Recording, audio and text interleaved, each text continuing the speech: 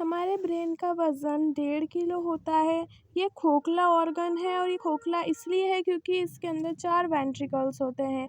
ये 4 वेंट्रिकल्स तो होते हैं, लेकिन इस ब्रेन के अंदर एक लिक्विड मटीरियल होता है जिसको हम सीएसएफ कहते हैं। सीएसएफ का पूरा नाम होता है सेंट्रोस्पाइनल फ्लूइड। आपका ब्रेन जो है वो 3 पार्ट्स में डिवाइड रहता है, यानी इसके पार्ट्स जो होते हैं वो 3 होते हैं। फर्स्ट तो होता है फोर ब्रेन यानी कि अग्र मस्तिष्क। सेकंड होता है मिड ब्रेन यानी कि मध्य मस्तिष्क। एंड थर्ड होता है हाइंड ब्रेन यानी कि पश्च मस्तिष्क।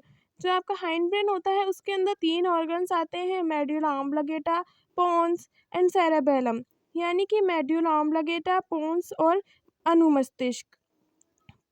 प्रमस्तिष्क आपका अग्र मस्तिष्क यानी कि जो सेरेब्रम होता है वह फोर ब्रेन में होता है।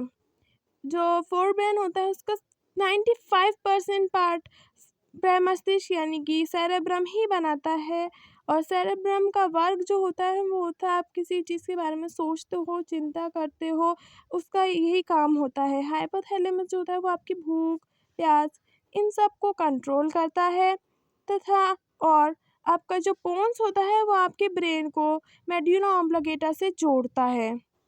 अनुमस्तिष्क जिसे आप छोटा दिमाग कहते हैं और इंग्लिश में से सेरेबेलम कहते हैं, ये आपकी वॉलंटरी रिएक्शंस यानी कि ऐच्छिक क्रियाओं का नियंत्रण करता है। यानी इसके अंदर आपका चलना, बैठना, उठना, ये सब क्रियाएं ये सब जो रिएक्शन है वो इसके अंदर होती है।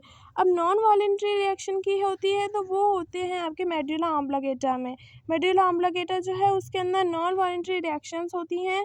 और आपका जो मध्य मस्तिष्क होता है वो गौर से देखना, किसी चीज़ को हम गौर से देखते हैं या किसी चीज़ को हम गौर से सुनते हैं तो उसमें यही वर्क करता है। स्पाइनल कॉर्ड जो होती है जिसको आप रीढ़ की हड्डी बोलते हो, उसका एक ही काम होता है, वह रिफ्लेक्स एक्शन का कंट्रोल करती है।